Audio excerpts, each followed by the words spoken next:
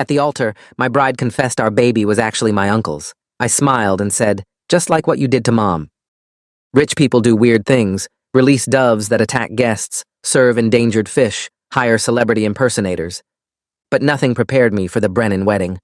Spring ceremony, $150,000 budget, country club reception for 250 guests.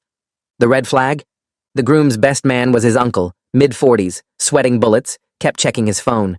The bride, Sarah, looked stunning, but terrified. Not normal wedding nerves, she looked like someone being marched to execution. During photos, she kept touching her stomach and whispering to her maid of honor. The ceremony starts. Everything's perfect until the vows.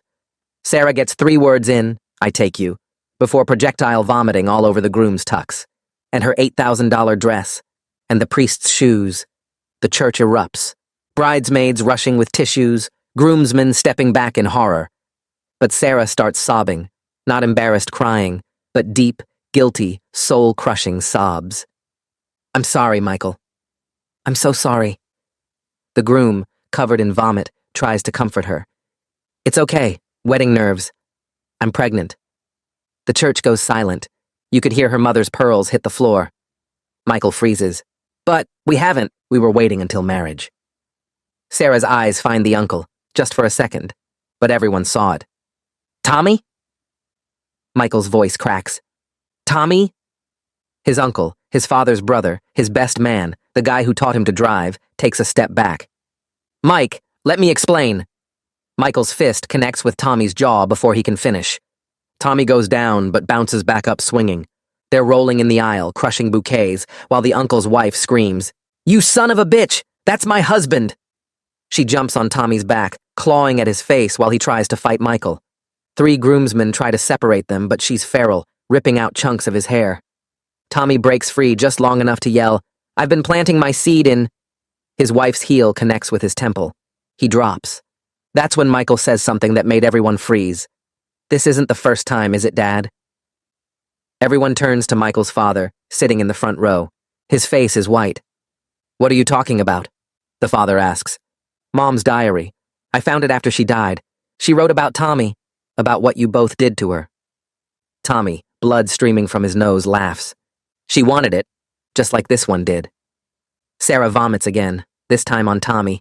Michael's father stands up. You swore that ended 20 years ago. Wait! Michael's sister shouts from the 3rd row. 20 years ago? That's when Mom was pregnant with... She stops, her face going pale. With me. The uncle's wife turns to her husband. Is Jessica yours? Tommy grins through the blood. Why do you think I pushed so hard to be best man? Had to keep it in the family tradition. Michael's father lunges at Tommy. They crash into the altar, sending candles flying. The priest is calling 911. Sarah's father is trying to drag her out. The country club manager is screaming about the fire spreading from the fallen candles. But here's the part that haunts me. As I'm backing away with my camera, I notice the maid of honor filming everything on her phone. She's smiling. Actually smiling. She sees me watching and mouths, Phase 1. Then the police sirens start, and she sends a text that I partially see over her shoulder. It worked. They all turned on each other. Your turn. Michael grabs my arm as I'm leaving. You got all this on camera? Yeah, but good. I'm going to need it for court. He looks at the chaos, his uncle being arrested, his father being questioned, Sarah still sobbing. Did you see what Hannah was doing? The maid of honor? She's not just the maid of honor. She's my ex, the one Sarah stole me from 3 years ago. His eyes are cold. And she's Tommy's daughter from his first marriage, the one nobody talks about. My blood goes cold. You mean, Sarah's been sleeping with her own maid of honor's father, and Hannah knew. She's known the whole time. He shows me his phone, a text from an hour before the ceremony, from Hannah. Still want to go through with this? Last chance to back out. His response, she deserves what's coming. I realize I haven't just photographed a wedding disaster. I photographed a revenge plot. I'm sitting in my car outside the country club, hands shaking as I review the footage on my camera, when Michael taps on my window with an intensity that makes me jump.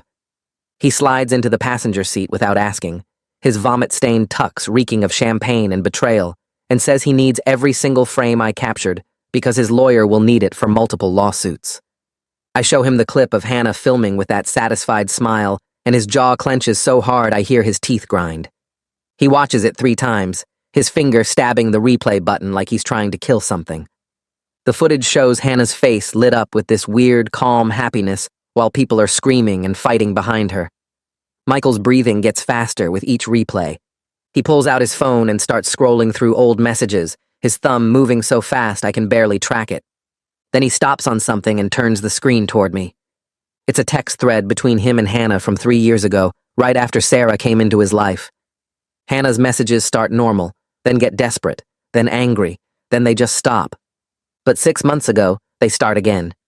Different tone this time. Friendly, concerned, asking about wedding plans.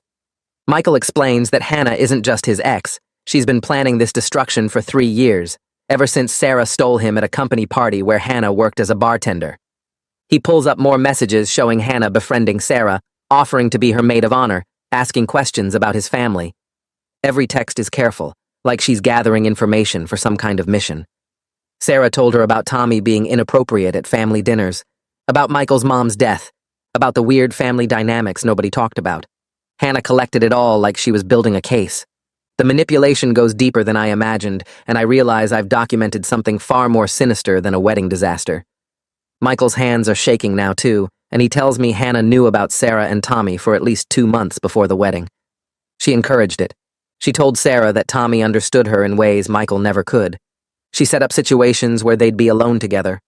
Michael found messages on Sarah's phone after everything exploded, messages from Hannah pushing Sarah toward Tommy, telling her it was okay to explore her feelings. I feel sick looking at the evidence of this plan. Michael says Hannah's goal was never just to hurt Sarah.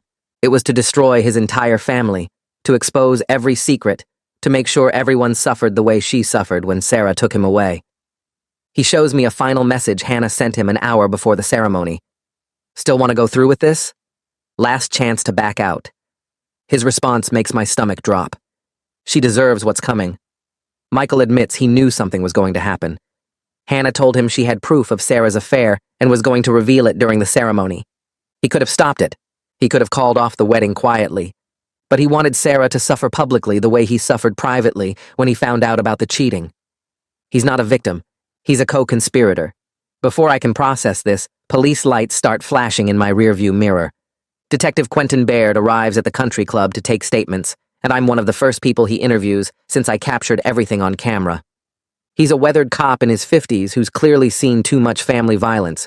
His face has these deep lines around his eyes like he spent years squinting at crime scenes. He asks me to walk him through what I saw, and I show him the footage on my camera's display screen. He watches without expression until Hannah appears on screen with that smile. Then his whole face changes. His jaw tightens, and he leans closer to the screen. When I show him Hannah's Phase 1 text, his expression shifts from routine to deeply concerned. He pulls out an evidence bag and asks if he can photograph my camera screen. I let him, and he takes like 20 pictures of that text message from different angles. He asks me to preserve all footage as evidence and not share it with anyone except law enforcement and my lawyer. His voice gets really serious when he says this. He tells me this isn't just a wedding disaster anymore. It's a potential criminal conspiracy.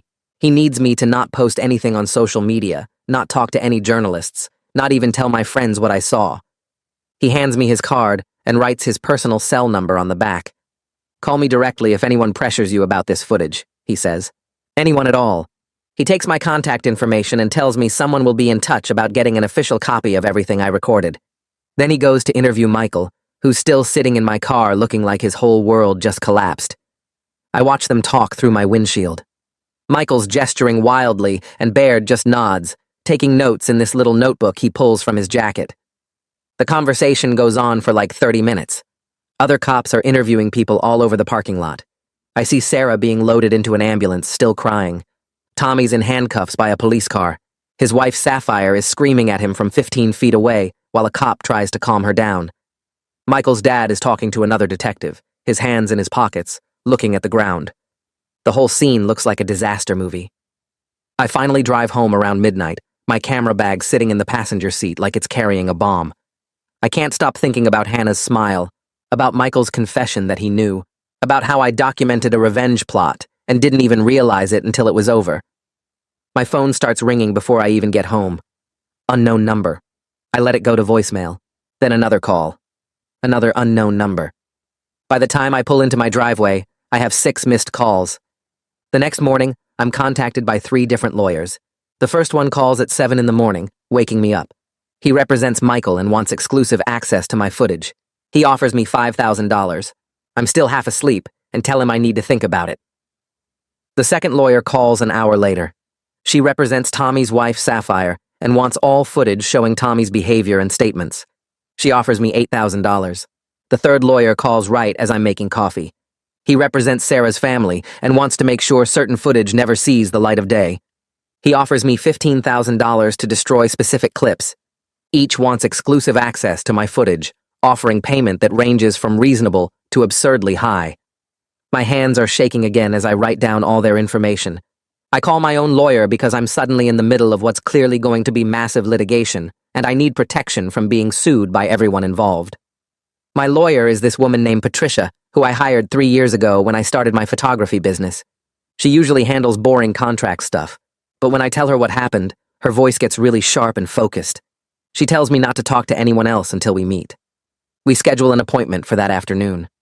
My lawyer advises me that my footage is my property, but I have ethical obligations as a witness to potential crimes. We spend 2 hours reviewing contracts and determining what I can legally share and with whom. She explains that if crimes were committed, I might not have a choice about sharing the footage. The police can get a warrant. The courts can subpoena it. But I can't just sell it to the highest bidder, especially if it's evidence in a criminal case. She's really firm about this. Patricia tells me that accepting money from any of these lawyers before the police investigation is complete could be seen as tampering with evidence. It could make me look like I'm trying to profit from a crime. Worse, it could make me an accessory if any of them want me to hide or destroy footage.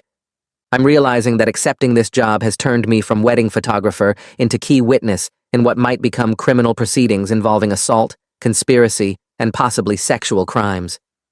Patricia drafts a standard response to send to all 3 lawyers.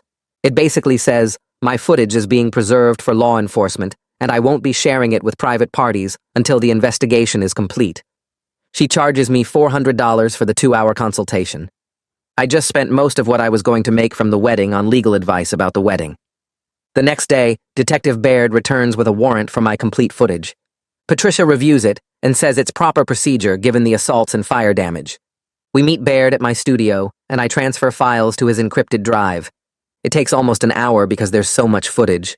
Ceremony prep, the ceremony itself, the chaos afterward. Baird watches some of it while the files transfer. His face stays neutral, but I see his jaw clench when Tommy makes that comment about planting seed. As I transfer files to his encrypted drive, he mentions that Hannah has disappeared. She didn't go home last night and isn't answering her phone. Her father, Bernard, Tommy's first ex-wife's husband, reported her missing this morning. Baird asks if I noticed where Hannah went after the ceremony. I review my footage and find her in the background of several shots, walking toward the parking lot while everyone else was focused on the police arriving. She got into a car and drove away. I show Baird the clip. He asks me to send him that specific segment immediately. The "your turn" message suddenly feels more ominous, suggesting this conspiracy involves someone else we haven't identified yet. Baird asks if Hannah mentioned anyone else during the wedding prep.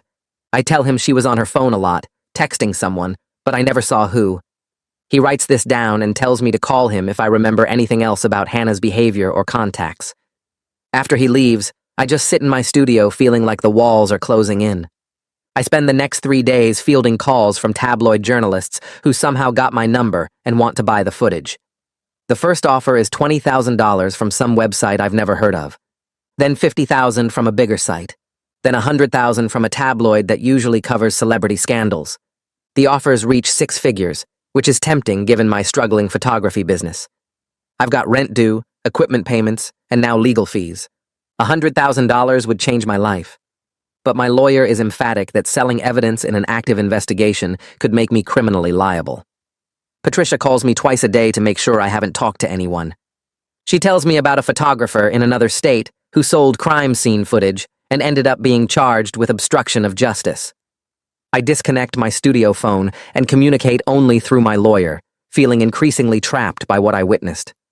My personal cell keeps ringing with unknown numbers. I stop answering. My email inbox fills up with requests for interviews, offers to buy footage, messages from people claiming to be Hannah's friends or family.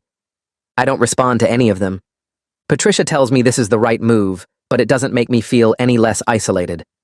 A week after the wedding, Michael contacts me through my lawyer requesting a private meeting. Patricia advises against it, but I'm curious what he wants. Against my better judgment, I agree to meet him at a coffee shop with my lawyer present. We pick a place across town where nobody knows us. Michael shows up 15 minutes late. He looks like he hasn't slept in days, his eyes hollow and his hands constantly fidgeting. He orders black coffee and doesn't touch it. He tells me he knew Hannah was Tommy's daughter, but thought she'd moved past the abandonment. He never suspected she was capable of orchestrating this level of revenge. Tommy left Hannah's mom when Hannah was 5. Never paid child support. Never visited. Hannah grew up poor while Tommy lived in a big house with Michael's family. Michael says he knew all this when he dated Hannah. She told him about her childhood, about watching her mom struggle, about seeing Tommy at family events and being ignored. He thought she'd made peace with it. He thought therapy had helped her move on. But now he realizes she was planning revenge the whole time. Michael reveals that Hannah contacted him 2 months before the wedding, claiming she wanted closure and to apologize for how their relationship ended. She told him she was in therapy dealing with her father abandonment issues and wanted to make amends before his wedding. No, he thought her offer to help with wedding planning was genuine healing. They met for coffee and she seemed different, calmer, more mature. She said she was happy for him and Sarah. She said she wanted to prove she'd moved past their breakup. Now he realizes every suggestion she made was designed to maximize the public destruction. The church ceremony instead of a private venue, the massive guest list instead of something intimate, the expensive country club reception where everyone in their social circle would see. Hannah pushed for all of it. She convinced Sarah it would be more meaningful. She told Michael it would show Sarah how committed he was. Every detail was calculated. During our conversation, Michael admits something that makes my stomach drop. He suspected Sarah was cheating but didn't know with whom. He found texts on her phone that she'd deleted, but he recovered from her cloud backup. Vague messages about meeting someone, about feeling guilty, about not knowing what to do. He confronted her, and she denied everything. Said the messages were about work stress. He didn't believe her, but he didn't have proof. Then Hannah started feeding him concerns about Sarah's behavior, suggesting she was having an affair but never naming Tommy. She'd say things like, "I saw Sarah having coffee with someone yesterday. She looked really close with him." Or, "Sarah seems distracted lately. Is everything okay?" She planted seeds of doubt without giving him enough information to act on. Michael says he was planning to confront Sarah after the honeymoon, but Hannah convinced him the wedding day revelation would be more honest and prevent a marriage built on lies. She told him Sarah deserved to face the consequences of her choices publicly. She said private confrontation would let Sarah control the narrative. Michael admits he agreed because his ego couldn't handle being the fool who got cheated on quietly. He wanted everyone to see what Sarah did to him. He wanted her humiliated the way he felt humiliated. So he let Hannah orchestrate the whole thing. He knew the pregnancy announcement was coming. He knew about Tommy. He let it happen because he wanted revenge too. I push my coffee cup away and stand up.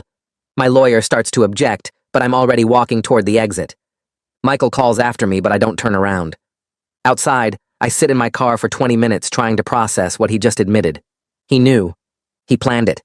He used me to document his revenge without telling me what I was really shooting. I drive home and spend the rest of the day reviewing the footage frame by frame, looking for signs I missed. Every smile from Hannah, every nervous glance from Sarah, every check of Michael's phone takes on new meaning now that I know the truth.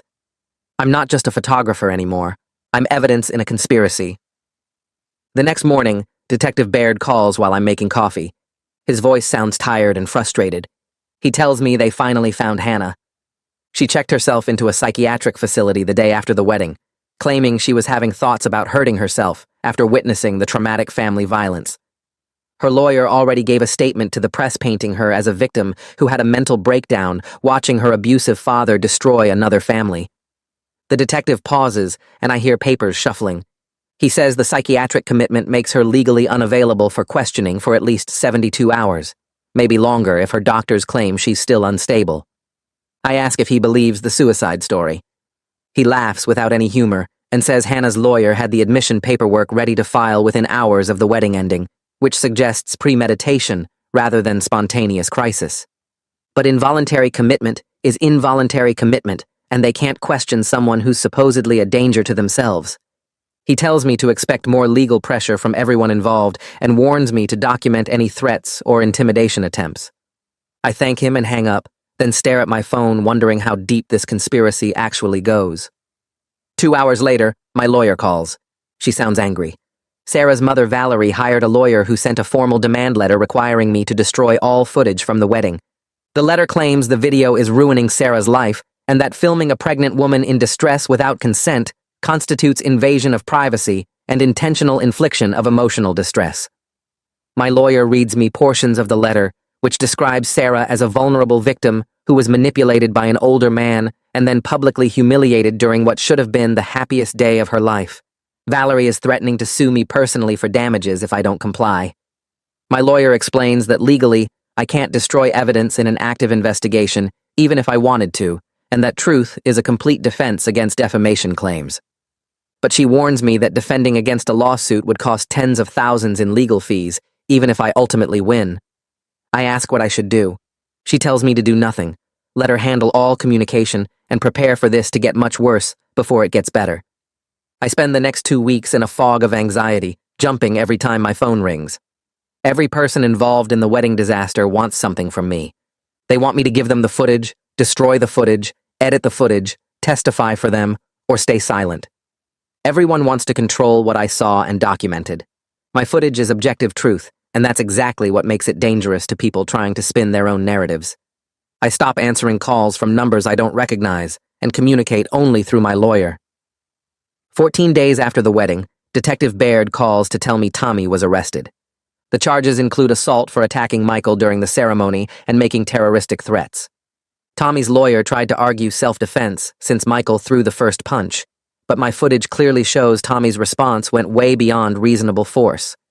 He didn't just defend himself, he escalated the violence and made explicit threats. Bail gets set at $50,000. The detective tells me Tommy's wife, Sapphire, refused to post bail, leaving Tommy sitting in county jail while his lawyer tries to negotiate a lower amount. I feel a grim satisfaction knowing Tommy is finally facing consequences, but it's mixed with guilt that my footage is the reason he's locked up.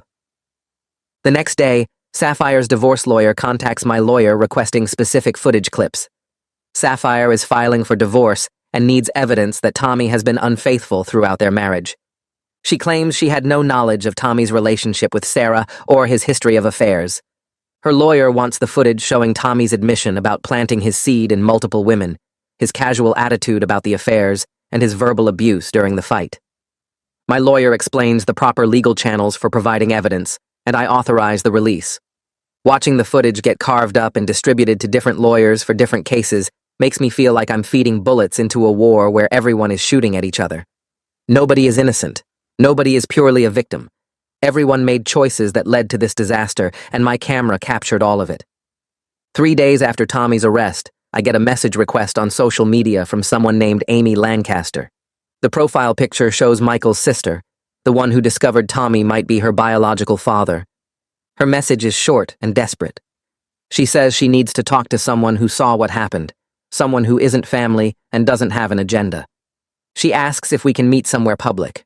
My lawyer advises against it, saying Amy could be trying to get information to use against me in the various legal proceedings. But something about her message feels genuine. She doesn't sound manipulative or calculating. She sounds broken. I message back and suggest meeting at a park near my apartment. We agree on the next afternoon. Amy arrives 15 minutes early. I recognize her from the wedding, but she looks completely different now. Her hair is pulled back in a messy ponytail, and she's wearing sweatpants and a college hoodie.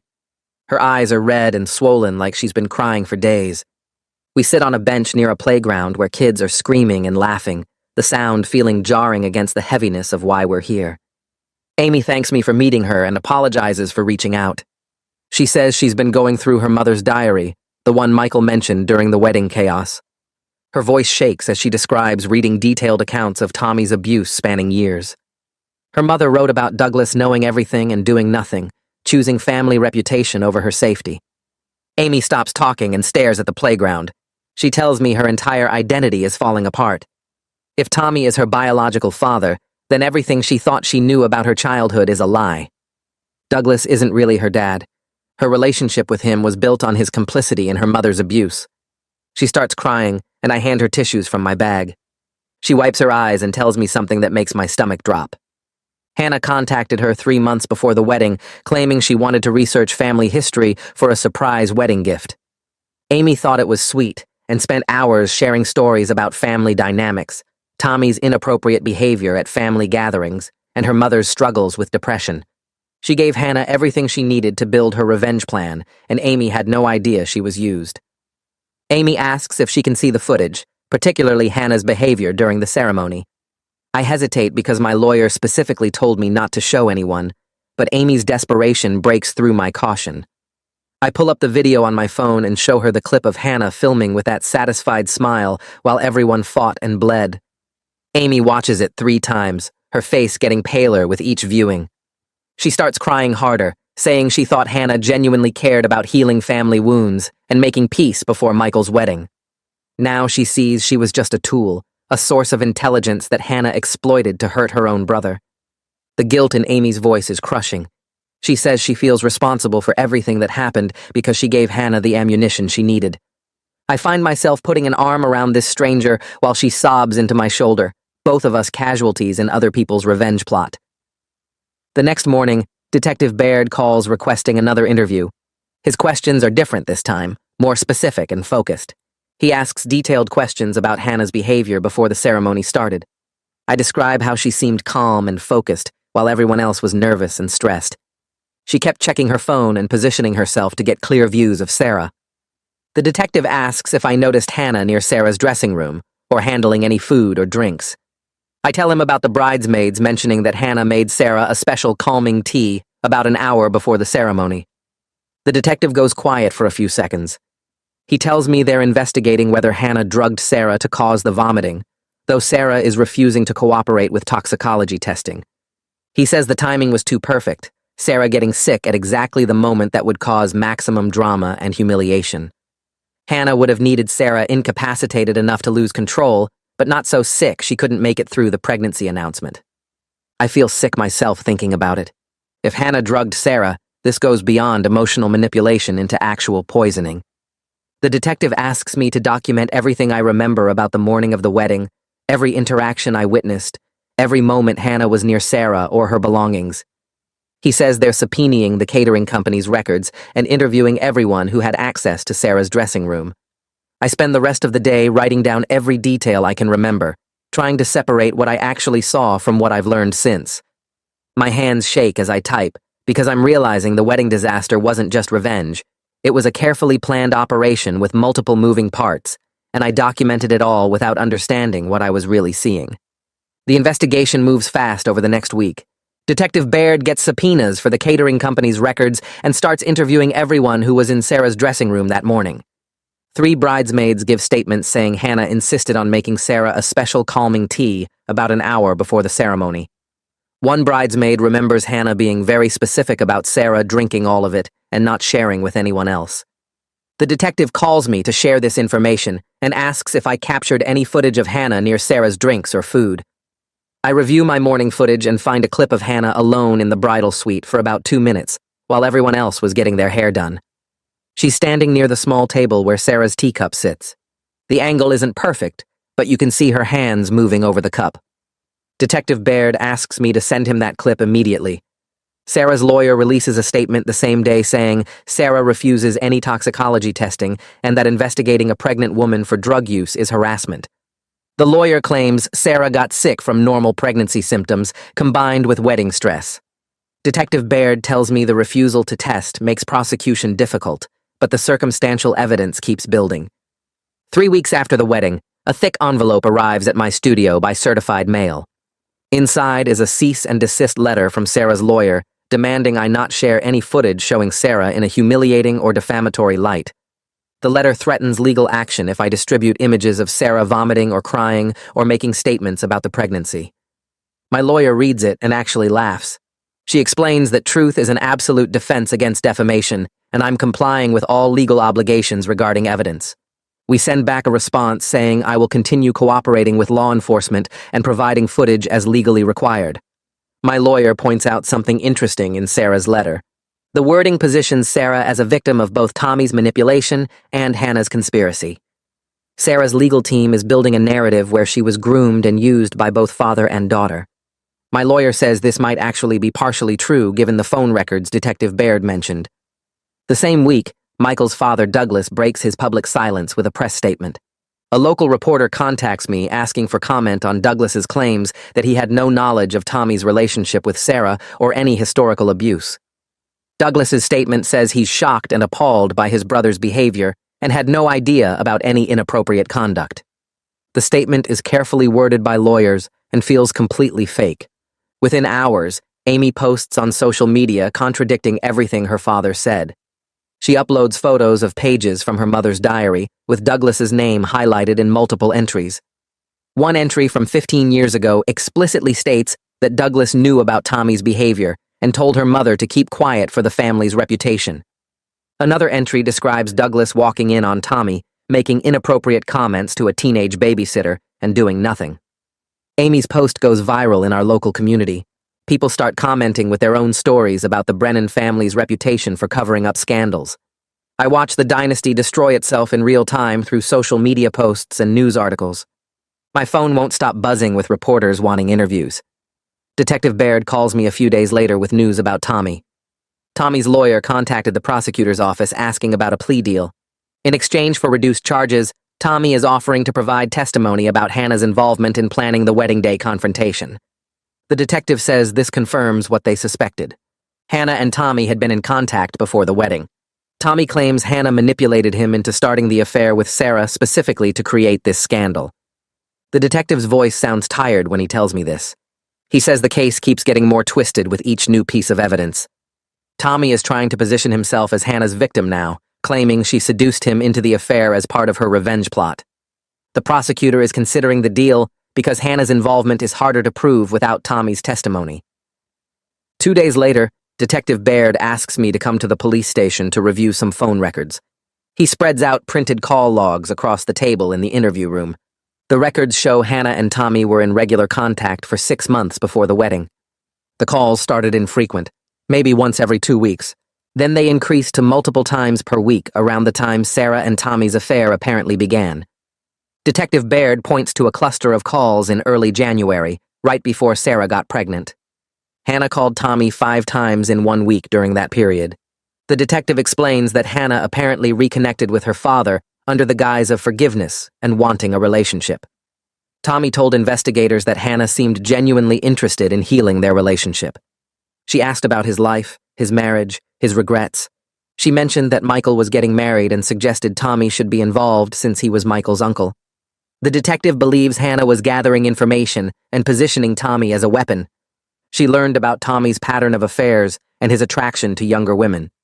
Then she pushed him toward Sarah, possibly even arranging situations where they'd be alone together. The legal documents start arriving faster than I can process them. I'm subpoenaed to provide deposition testimony for Sapphire's divorce proceedings, the assault cases, and a potential conspiracy investigation. My lawyer schedules 3 separate depositions over the next month. She prepares me with practice questions and reminds me to only answer what's asked without volunteering information. The legal fees are adding up fast. I've spent more on lawyers than I earned from the wedding at this point. My photography business is suffering because I'm too emotionally drained to book new clients. I had to cancel 2 consultations last week because I couldn't focus on talking about happy couples and their special days.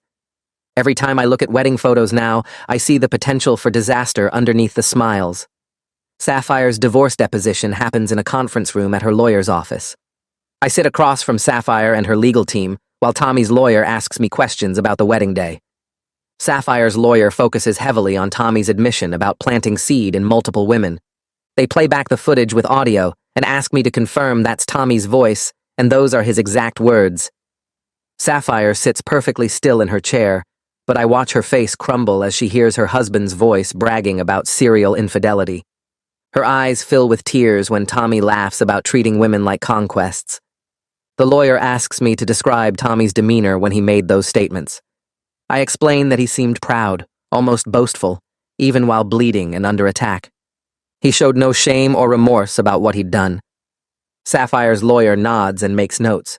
After 2 hours of questions, I'm finally released from the deposition. Sapphire catches my arm in the hallway and thanks me for telling the truth. She says watching that footage was the hardest thing she's ever done, but she needed to see who her husband really was. The next week, Sapphire's lawyer contacts me again. They've found evidence of at least 4 other affairs during Tommy's marriage to Sapphire. One involved a woman who worked under Tommy at his company. That affair resulted in a quiet settlement after the woman threatened to sue for sexual harassment. The lawyer sends me copies of the settlement documents with the woman's name redacted. The pattern is clear. Tommy targets vulnerable women in his sphere of influence, women who depend on him for something or trust him because of family connections. He uses his position and charm to manipulate them into affairs. Then when things fall apart, the family pays to make the problems disappear. I'm realizing the wedding disaster exposed decades of abuse that the Brennan family systematically covered up. Douglas's money and reputation bought silence from multiple victims. The family protected Tommy over and over while he kept hurting people. Amy calls me late one night, sobbing so hard I can barely understand her. The DNA test results came back. Tommy is her biological father. She says she doesn't know who else to talk to because Douglas won't speak to her after she posted the diary excerpts. Michael is too consumed with his own anger to provide any support. Amy's voice breaks as she tells me she feels like an orphan at 26 years old. She lost her mother years ago, and now she's discovering her father is a lie. The man who raised her isn't her biological father and only did it while covering up her mother's abuse. Her real father is a convicted predator who she's been forced to see at family gatherings her whole life. I stay on the phone with her for over an hour, mostly just listening while she cries and processes this new reality. She asks questions I can't answer about identity and family and what any of it means now. When she finally calms down enough to sleep, she thanks me for not judging her or trying to fix things. She says she just needed someone to witness her pain without making it about themselves. Hannah is released from the psychiatric facility after only 1 week. Detective Baird brings her in for questioning the same day.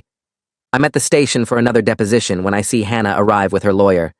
The lawyer is expensive looking, the kind who charges $500 an hour and wears suits that cost more than my car payment. Hannah looks thin and tired but composed. The lawyer makes a statement in the lobby before they go into the interview room. He says Hannah won't be answering questions about her involvement in planning any wedding events. He emphasizes that Hannah is a victim of childhood abandonment and family trauma who witnessed a shocking situation at her friend's wedding. The lawyer's presence and his prepared statement tell me everything. Hannah is facing potential criminal charges beyond what's been publicly discussed. The prosecutor must be building a case for conspiracy or fraud or some other serious crime. Detective Baird comes out of the interview room 30 minutes later looking frustrated. He tells me Hannah invoked her right to remain silent on every question about her contact with Tommy or her planning before the wedding.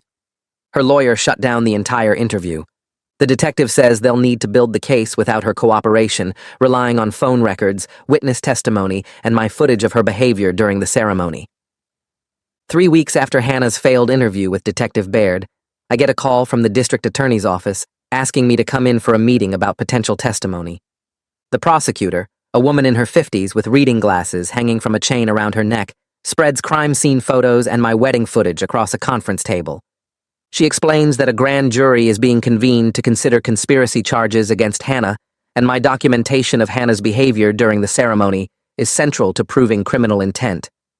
The prosecutor points to the timestamp on my footage, showing Hannah filming with that smile while Michael and Tommy fought, blood spreading across the church floor. She asks if I'm willing to testify about what I witnessed, and I tell her yes, because at this point, I'm too deep into this mess to back out. The subpoena arrives 2 days later via certified mail, requiring my appearance before the grand jury in 10 days. My lawyer reviews the subpoena and prepares me for the testimony, explaining that grand jury proceedings are secretive, and I won't have Hannah's lawyer cross-examining me, just the prosecutor asking questions and grand jurors following up with their own. The preparation sessions take hours as my lawyer walks me through potential questions about Hannah's demeanor, the text message I saw, and my professional assessment of whether someone filming a violent confrontation with a satisfied expression suggests prior knowledge. On the morning of my grand jury appearance, I dress in business clothes and bring my camera with the original footage loaded. feeling my hands shake as I walk into the courthouse. The grand jury room is smaller than I expected, with 23 ordinary people sitting in tiered seats looking at me as I take the oath and sit in the witness chair. The prosecutor starts with basic questions about my role as the wedding photographer, then moves into Hannah's behavior before and during the ceremony. I describe how Hannah was calm and focused while everyone else showed normal wedding stress, how she positioned herself to capture Sarah's reaction during the vows, how she pulled out her phone to film when the chaos started. The prosecutor plays my footage on a large screen, and I watch the grand jurors' faces change from curious to disturbed as they see Hannah smiling while her father bleeds and her ex-boyfriend attacks him. One grand juror, an older man in the back row, asks me directly if I believe Hannah knew violence would occur, and I answer honestly that everything about her behavior showed anticipation rather than surprise. Another juror asks about the text message I partially saw over Hannah's shoulder, and I repeat the words I remember seeing. The prosecutor shows me phone records confirming the text was sent to someone whose number is redacted in the documents I'm shown, asking if the timing matches what I witnessed. I confirm it does, and the prosecutor thanks me for my testimony before I'm dismissed. Walking out of the courthouse, I feel exhausted and dirty, like I've just participated in destroying someone's life, even though I'm only reporting what I saw. 4 days later, the news breaks that the grand jury has indicted Hannah on conspiracy to commit assault and filing a false police report. Her lawyer holds a press conference that afternoon, and I watch it on my laptop from my studio between editing sessions for actual paying clients. The lawyer stands at a podium with Hannah beside him, looking pale and fragile in a conservative dress, her hair pulled back, no makeup. The lawyer describes Hannah as a victim of childhood abandonment who suffered a mental breakdown when confronted with her father's continued pattern of abuse, painting her as a traumatized witness rather than an orchestrator. The indictment details that the prosecutor releases to the media tell a different story, citing my testimony about Hannah's calm demeanor and the text message as evidence of premeditation. I watch the press conference and feel sick to my stomach because I know the truth is more complicated than either version being presented. Hannah is both a victim of Tommy's abandonment and an architect of calculated revenge, both traumatized and manipulative, both sympathetic and culpable. The media coverage explodes after the indictment, with local news stations running segments about the wedding disaster and the conspiracy charges.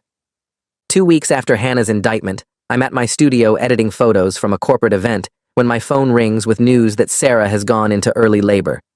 She's only 32 weeks pregnant, and the premature birth becomes another media spectacle with reporters camping outside the hospital. Sarah delivers a baby boy who weighs 4 pounds and requires immediate NICU care, his tiny body hooked up to machines that help him breathe and regulate his temperature. The custody battle that was theoretical suddenly becomes immediate and urgent. Tommy files for paternity rights from county jail, submitting a motion through his lawyer claiming he has a constitutional right to establish paternity and seek custody of his biological child. Michael's lawyer files a counter-motion arguing that Tommy's criminal behavior and history of sexual misconduct make him unfit for any parental rights. Sarah's lawyer submits her own filing trying to keep both Tommy and Michael away from her son, arguing that the child needs stability and protection from the family drama that caused his premature birth. The legal filings pile up on my desk as my lawyer forwards me copies, each one mentioning my footage as evidence of the chaotic circumstances surrounding the child's conception and the stress that led to early labor. Sarah's lawyer uses the premature birth to argue that everyone involved in the wedding conspiracy should be held liable for damages, claiming the stress of the disaster and subsequent legal proceedings directly caused medical complications.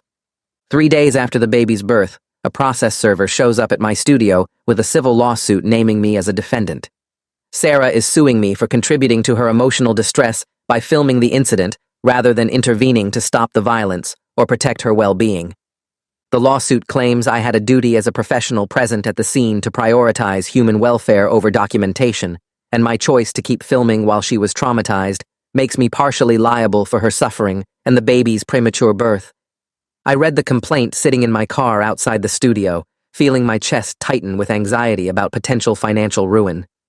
My lawyer's reaction when I forward him the lawsuit is immediate and angry. He calls me within an hour, his voice tight with frustration, as he explains, "This is a transparent attempt to intimidate a witness and suppress evidence." He says Sarah's lawyer knows the lawsuit has no legal merit but is using it as leverage to pressure me into not cooperating with the criminal prosecutions or potentially destroying my footage. We schedule a meeting for the next morning to discuss our response strategy. At his office, my lawyer spreads the complaint across his desk and points out the weak legal arguments, explaining that I had no duty to intervene in a family dispute and was acting within my professional capacity as a hired documentarian. He drafts a motion to dismiss based on my role as a photographer with no legal obligation to stop private citizens from fighting each other, arguing that Sarah's theory of liability would make every journalist and photographer legally responsible for the events they document. The motion hearing is scheduled for 2 months out, meaning I have to live under the threat of this lawsuit while continuing to cooperate with the criminal cases. My lawyer files the motion and sends a strongly worded letter to Sarah's lawyer warning that if the case isn't dropped, we'll seek sanctions for filing a frivolous lawsuit designed to intimidate a witness. The stress of the lawsuit affects my business as I struggle to focus on client work while worrying about legal bills and potential liability. A week after my motion to dismiss is filed, Detective Baird contacts me again about verifying footage for another interview. Douglas has finally agreed to speak with investigators after weeks of refusing, and they need me to confirm what my footage shows about his reaction during the wedding ceremony. I meet the detective at the station, and we review the footage together, focusing on the moment when Michael revealed his mother's diary entries about Tommy's abuse. Douglas's face in my footage shows shock, but not surprise, more like someone hearing something they already knew being said out loud.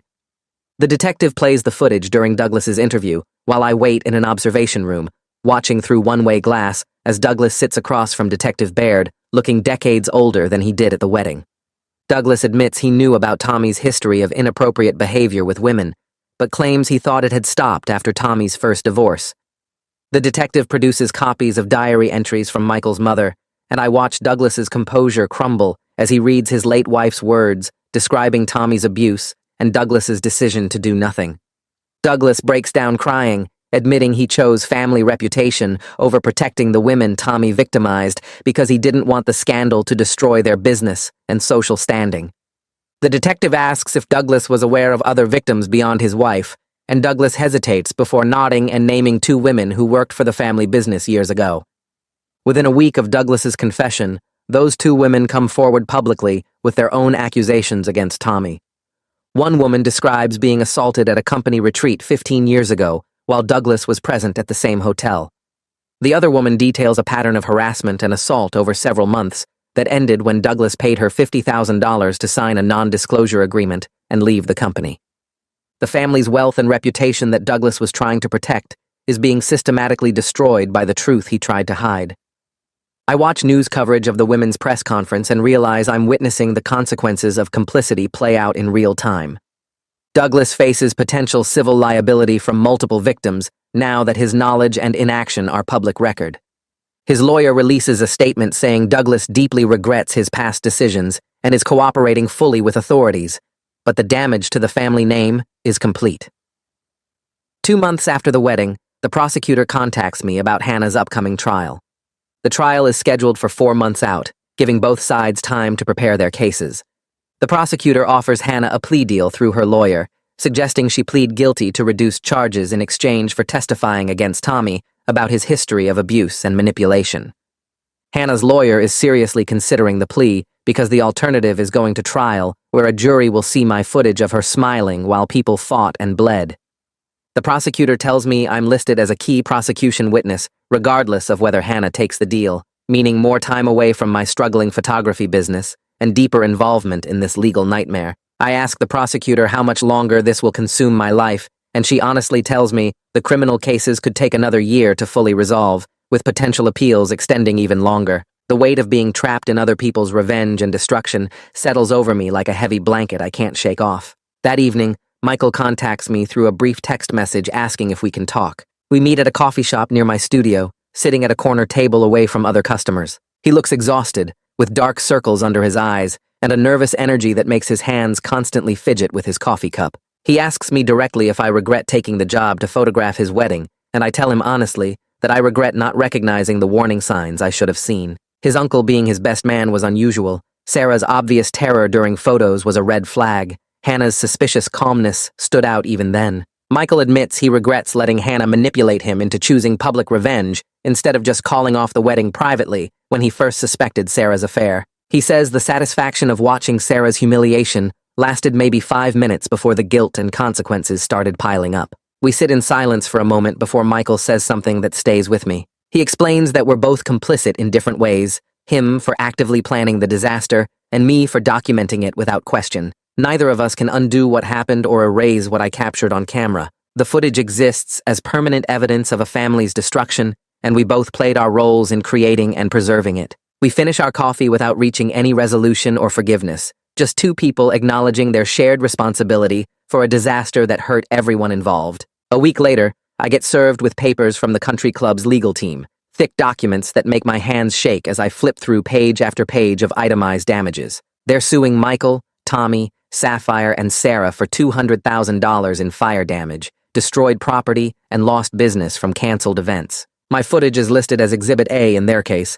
and they want me to provide expert testimony about who did what and when. The lawsuit breaks down liability percentages, trying to assign blame for every broken chair, every scorched curtain, every ruined piece of altar decor. My lawyer tells me this makes me an unwilling judge in their financial destruction, and I can already feel the weight of more depositions, more court appearances, more time trapped in this nightmare. The country club's lawyer calls me directly, ignoring my attorney's instructions, asking if I can identify exactly who knocked over which candle and whether Sarah's vomiting contributed to the carpet damage. I hang up and forward the call log to my lawyer, who fires off an angry letter about improper contact with represented parties. 3 days after the lawsuit lands, Detective Baird shows up at my studio without warning, carrying a tablet and wearing an expression that makes my stomach drop. He sits across from my desk and pulls up text messages recovered from Michael's phone, messages between him and Hannah from the weeks before the wedding. The first one I see makes my blood run cold. Hannah asks if Michael is sure he wants to go through with the plan,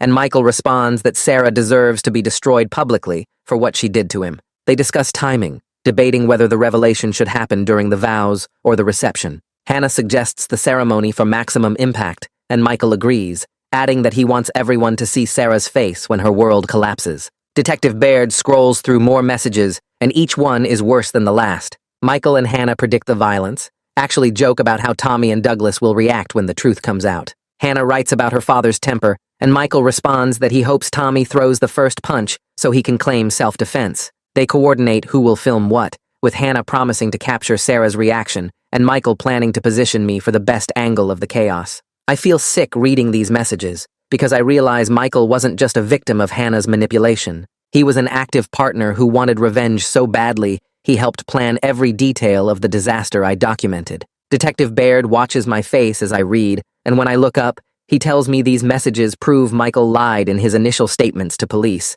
Michael claimed he was shocked by the revelations, that he had no idea Hannah was planning anything, that he was blindsided by Sarah's pregnancy announcement. But these texts show him approving every step, suggesting ways to maximize Sarah's humiliation, even proposing they hire a videographer to ensure the destruction was properly captured. The prosecutor is now considering charging Michael with conspiracy to commit assault and making false statements to investigators. Michael's lawyer is already trying to spin this as emotional manipulation by Hannah, claiming she preyed on Michael's heartbreak and convinced him to participate in something he didn't fully understand. But Detective Baird shows me one message that destroys that defense completely. Michael writes to Hannah 2 days before the wedding, saying he can't wait to see Sarah's perfect life explode in front of everyone who thought she was so sweet and innocent. He adds that watching her cry will be worth whatever legal trouble might come after. These aren't the words of someone being manipulated. These are the words of someone who wants revenge and doesn't care about the cost. My lawyer calls me the next morning to tell me I'm being called back for another deposition, this time specifically about my conversations with Michael after the wedding and what he told me about his knowledge of Hannah's plan. I sit in the same conference room with the same court reporter, but this time the questions are sharper and more focused. The lawyer asking questions represents Sarah now, and she wants to know exactly what Michael said to me when he grabbed my arm as I was leaving the church. I have to testify that Michael told me Hannah was his ex, that he knew she was Tommy's daughter, that he showed me the text message asking if he wanted to back out. The lawyer presses me on whether Michael seemed surprised by any of the revelations during the ceremony, and I have to honestly say no. He seemed angry, but not shocked. She asks if Michael requested my footage for legal purposes, and I confirmed that he specifically said he would need it for court before the police even arrived. Every answer I give destroys Michael's civil case against Sarah and opens him up to criminal prosecution. My own lawyer warned me before the deposition that telling the truth would make me a target for Michael's anger, but lying would make me an accessory to conspiracy.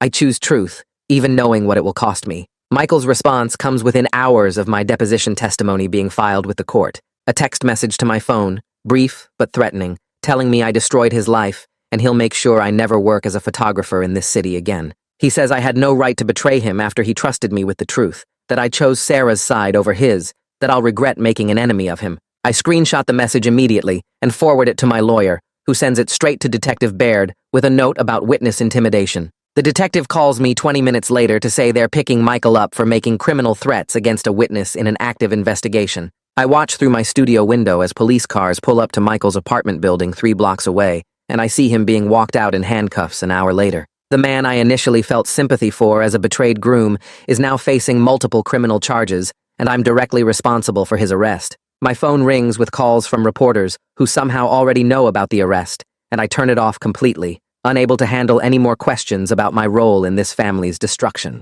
The prosecutor contacts me again 2 weeks later with news that Hannah has accepted a plea deal. She's pleading guilty to conspiracy to commit assault in exchange for testifying against both Tommy and Michael in their criminal trials. The prosecutor explains that Hannah's testimony will detail how she reconnected with Tommy after years of estrangement, how she slowly encouraged his relationship with Sarah while gathering evidence, and how she coordinated with Michael to plan the wedding day exposure down to the minute. Hannah's lawyer apparently advised her that going to trial would mean a jury watching my footage of her smiling while her father and ex-boyfriend fought, and no jury would be sympathetic after seeing that. The plea deal means Hannah avoids jail time, but gets 3 years probation and mandatory psychological counseling. The prosecutor tells me Hannah's cooperation will be crucial to proving the full scope of the conspiracy, and I'll still need to testify at both Tommy's and Michael's trials to provide context for the footage and confirm the timeline of events. I ask how much longer this will consume my life, and the prosecutor honestly tells me we're looking at another 6 months minimum,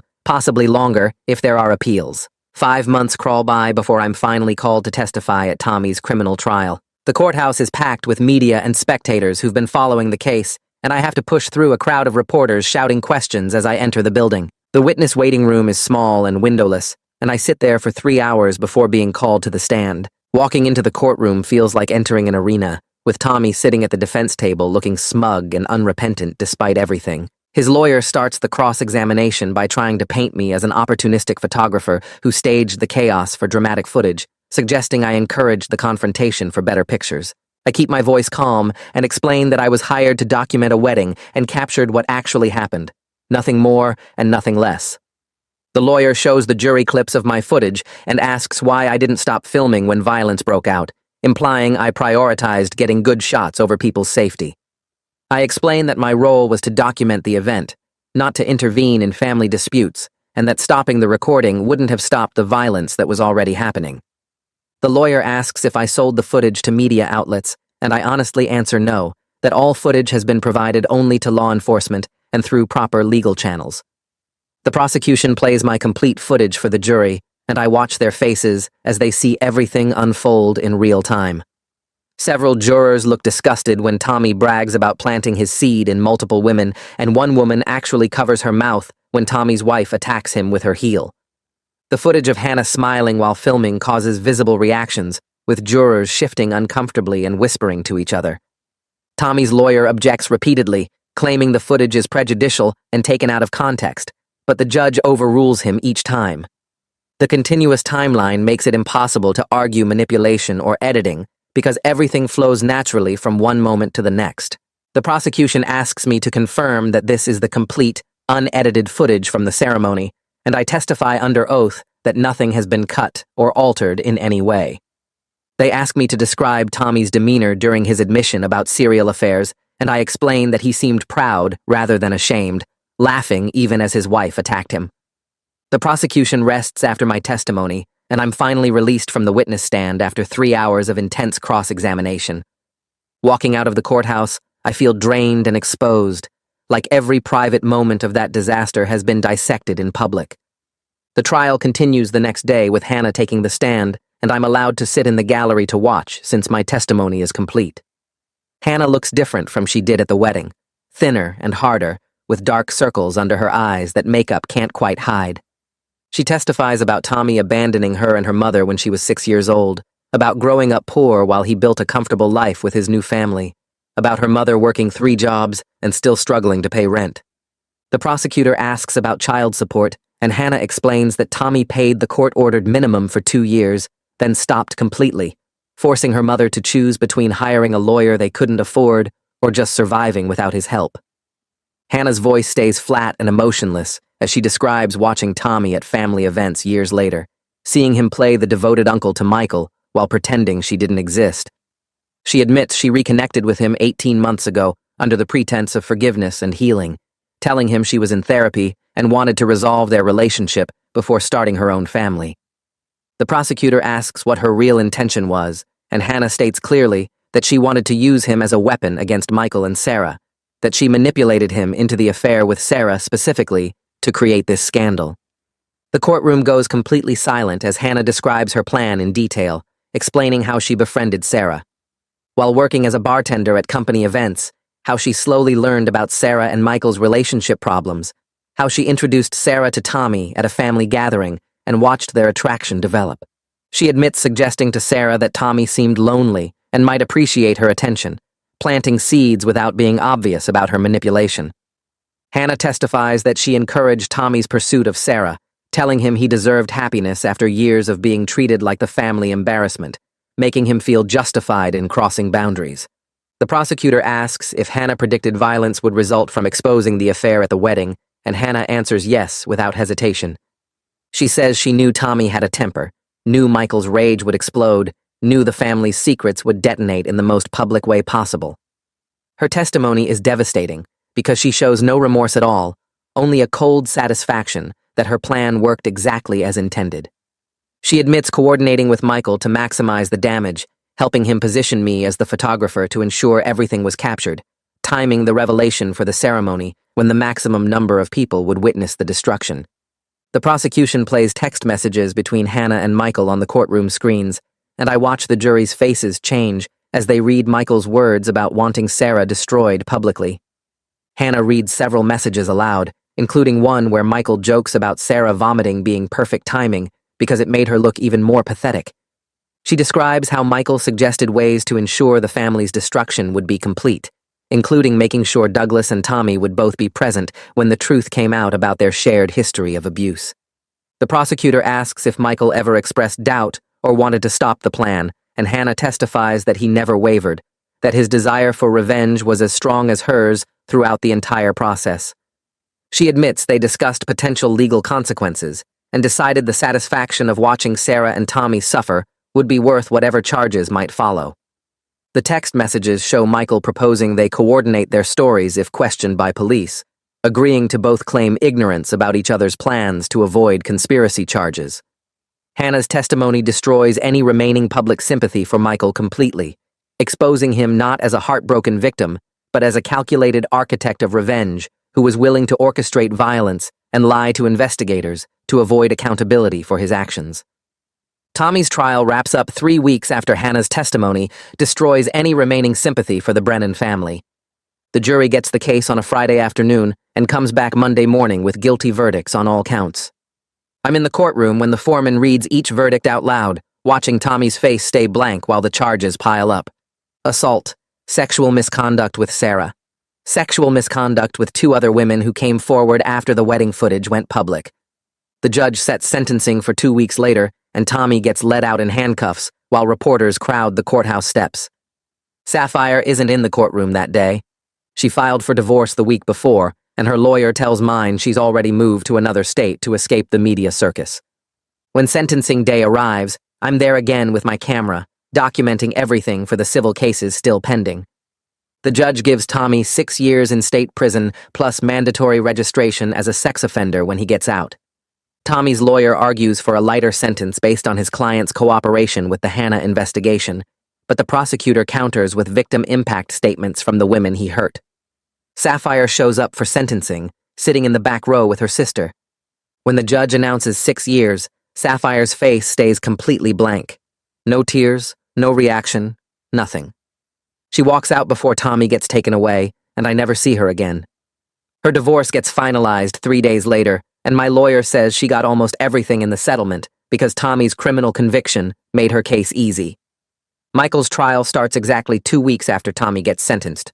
The courthouse is less crowded this time because Michael isn't as obviously a villain as Tommy, but the prosecutor still has my footage and Hannah's testimony showing Michael knew about the plan. I get called to testify on day 2 of the trial. Michael's lawyer tries a different approach than Tommy's did, arguing that Michael was manipulated by Hannah and his text messages were just angry venting, not actual conspiracy. The prosecutor asks me to describe Michael's behavior after the wedding when he told me about the revenge plot. I explain how calm he was, how calculated, how he showed me the text messages with Hannah like he was proud of what they'd accomplished. The jury watches my footage of Michael grabbing my arm and asking if I got everything on camera. His voice on the recording sounds cold and satisfied, not shocked or upset. Michael's lawyer tries to argue I'm biased because Sarah sued me, but my lawyer objects and the judge sustains it. The trial lasts 4 days total. The jury comes back with guilty verdicts on conspiracy to commit assault and making false statements to police when he claimed he didn't know about Hannah's plan. Michael's sentencing happens a week later, and I'm there watching from the gallery. The judge gives him 3 years probation, 200 hours of community service, and a permanent criminal record. No jail time, because the judge says Michael was partially manipulated by Hannah and didn't directly participate in the violence. But the conviction means Michael loses his job at the financial firm where he worked. I watch him leave the courthouse after sentencing, and he looks completely broken. His lawyer has to guide him by the elbow because he's just staring at the ground. He got the revenge he wanted, destroyed Sarah and his family publicly, but it cost him everything. My lawsuit with Sarah drags on for another month after Michael's conviction. Her lawyer keeps arguing I had a duty to intervene, or at least warn someone about what might happen.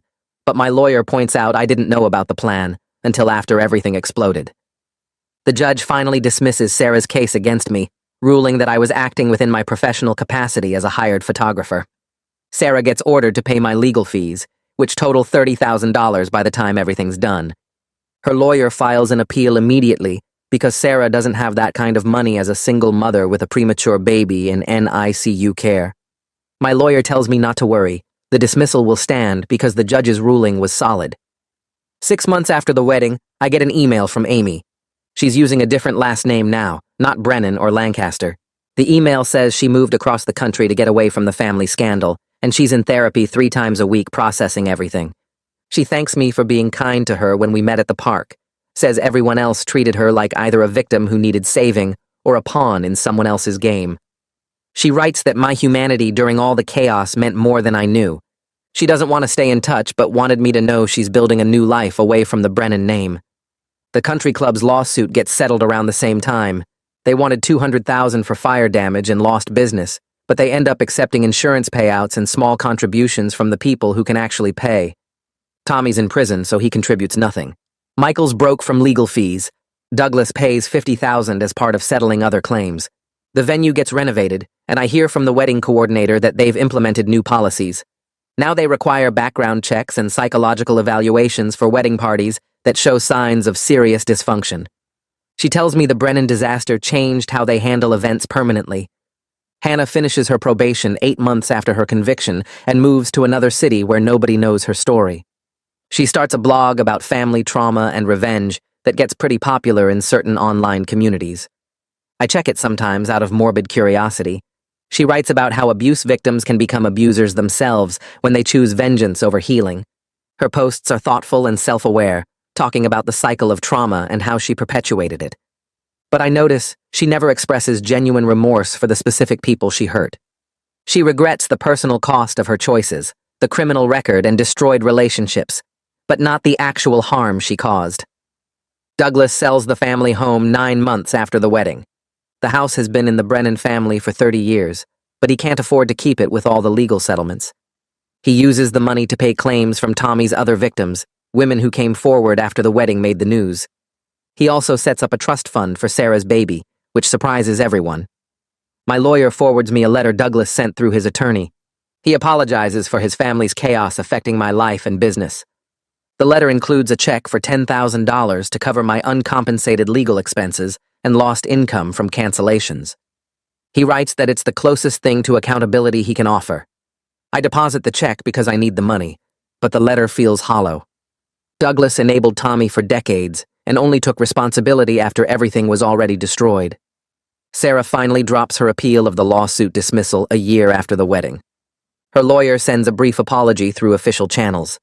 Sarah acknowledges she was wrong to sue me, that I was just doing my job and she was lashing out at everyone because she couldn't face her own choices. The message says her baby is thriving despite being born premature.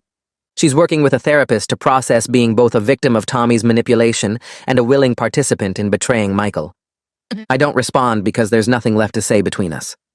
A week after Sarah's apology arrives, I get contacted by a documentary filmmaker who wants to license my wedding footage. The offer is substantial, enough to cover all my legal expenses and replace the income I lost from canceled bookings.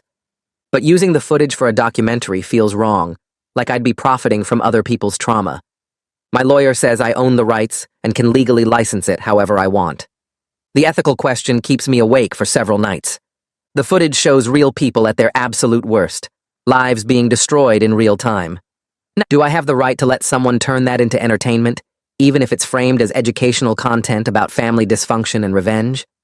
I spend 3 weeks wrestling with the documentary offer, the contract sitting on my desk while I photograph baby showers and engagement sessions.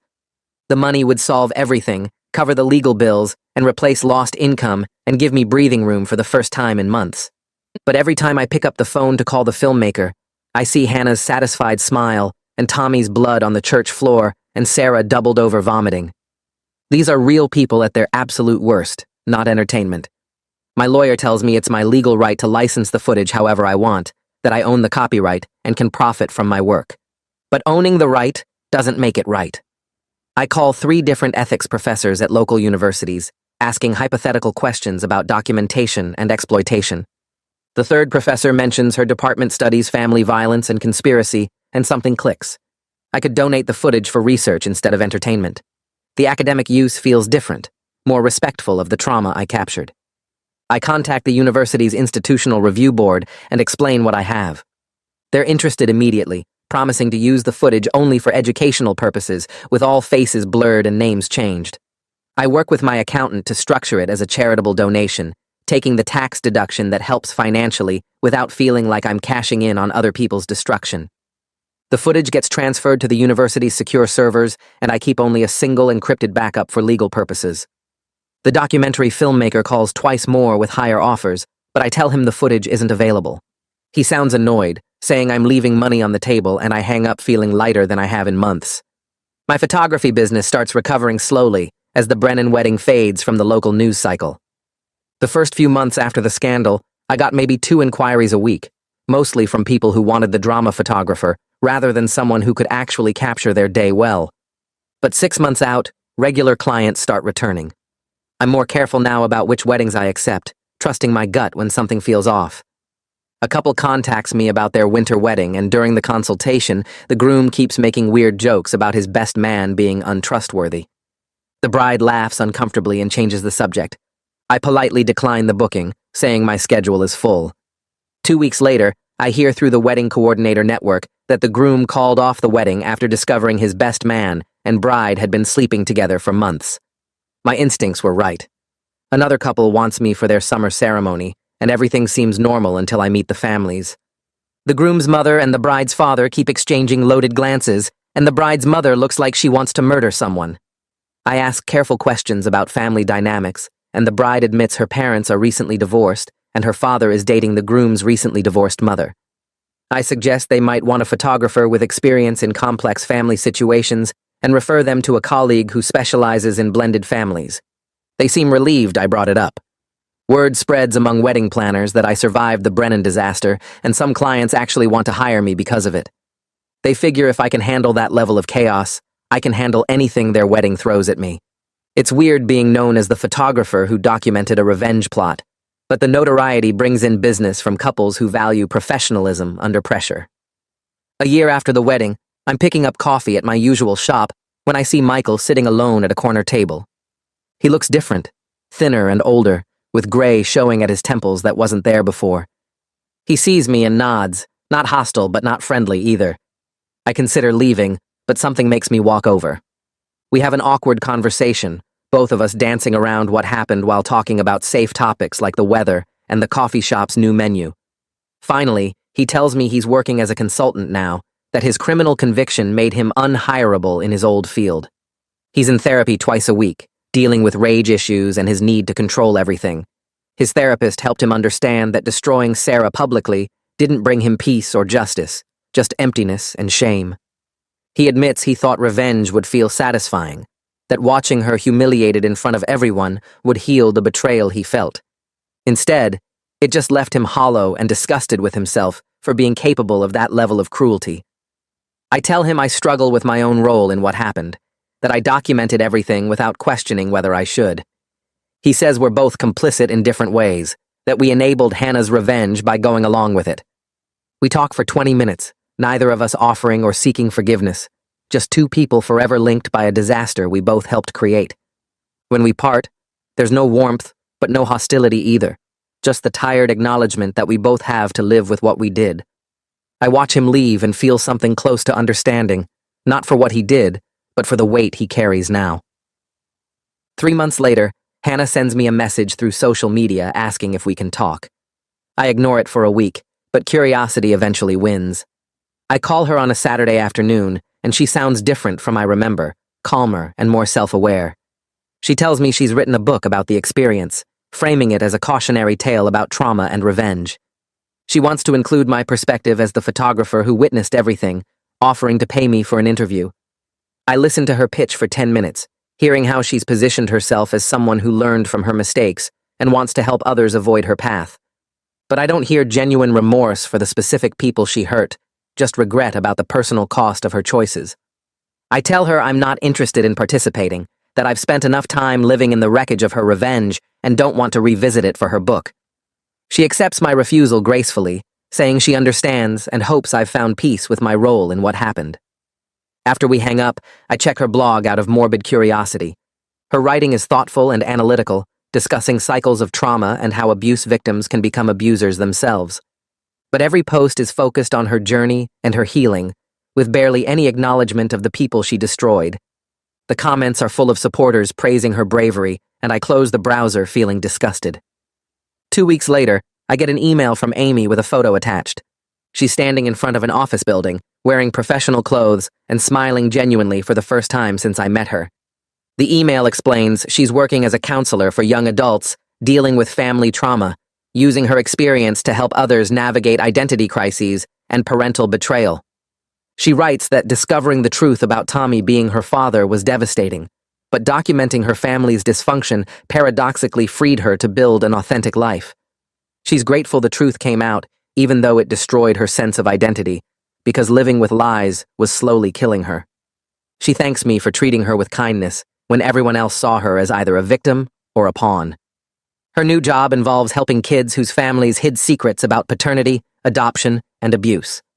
She tells them that truth is painful but necessary, that you can't heal from something you don't acknowledge. I write back congratulating her and saying I'm proud of how she's turned her trauma into something that helps others. Her response is immediate, saying that my documentation of the wedding gave her proof that she wasn't crazy, that the dysfunction she'd always sensed in her family was real and documented. Sarah's baby turns 1 year old, and she sends me an announcement card with a photo of a healthy, chubby toddler with dark curly hair. The note inside says she's building a stable life as a single mother, working as a nurse at a pediatric clinic and raising her son far from the Brennan family drama. Tommy terminated his parental rights from prison rather than fight the custody battle, and she's relieved to raise her son without his influence or demands for visitation. She writes that becoming a mother forced her to confront her own choices and complicity in what happened. She admits she was both a victim of Tommy's manipulation and a willing participant in betraying Michael. Therapy has helped her understand how Tommy groomed her over months, but she's not excusing her own agency in the affair. She's teaching her son about honesty and consequences, determined to break the cycle of secrets and lies that defined the Brennan family. The note ends with an apology for suing me, acknowledging that I was just doing my job and she was lashing out at everyone because she couldn't face her own guilt. I put the announcement on my fridge, a reminder that sometimes people do learn and grow from their worst moments. 2 years after the Brennan wedding, I'm contacted about photographing another high society event. The initial consultation seems normal until I meet the wedding party and notice familiar warning signs. The bride keeps touching her stomach nervously and whispering to her maid of honor. The groom's family has too many secrets, with his parents barely speaking and his brother making bitter comments about family loyalty. The best man seems overly invested in the bride's happiness, watching her with intensity that feels wrong. During the venue walkthrough, the bride's mother pulls me aside and asks if I can edit photos to make certain family members look bad. I recognize the dysfunction immediately, the same toxic dynamics that led to the Brennan disaster. This time, I trust my instincts completely. And then I tell the couple I don't think I'm the right fit for their needs and refer them to another photographer who specializes in complex family situations. They seem surprised, but accept my referral. The wedding coordinator calls me 2 weeks later saying the event was canceled 5 days before the ceremony. The bride finally admitted to her fiancé that she was pregnant by his brother, and the families imploded during an intervention. The coordinator thanks me for recognizing the signs and removing myself before another disaster. I feel relief rather than regret about the lost income, knowing I made the right choice. I've learned that documentation carries responsibility, that bearing witness to people's worst moments means living with the weight of what you've seen and preserved. The Brennan wedding taught me that revenge destroys everyone it touches, leaving only emptiness and regret in its wake. Family secrets eventually explode no matter how carefully they're hidden, and the explosion damages everyone nearby.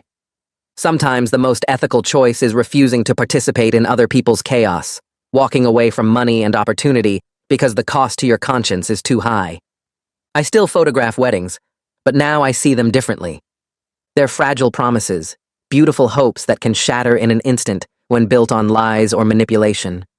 I'm more careful about which promises I choose to document, trusting my instincts when something feels wrong about family dynamics or wedding party relationships. The couples I work with now appreciate my caution, understanding that I'm protecting both them and myself from disasters waiting to happen. My business is smaller but healthier, built on relationships with clients who value honesty and authenticity rather than spectacle and drama. The Brennan wedding will always be part of my story, a reminder of what happens when documentation becomes complicity and when revenge becomes the goal instead of healing.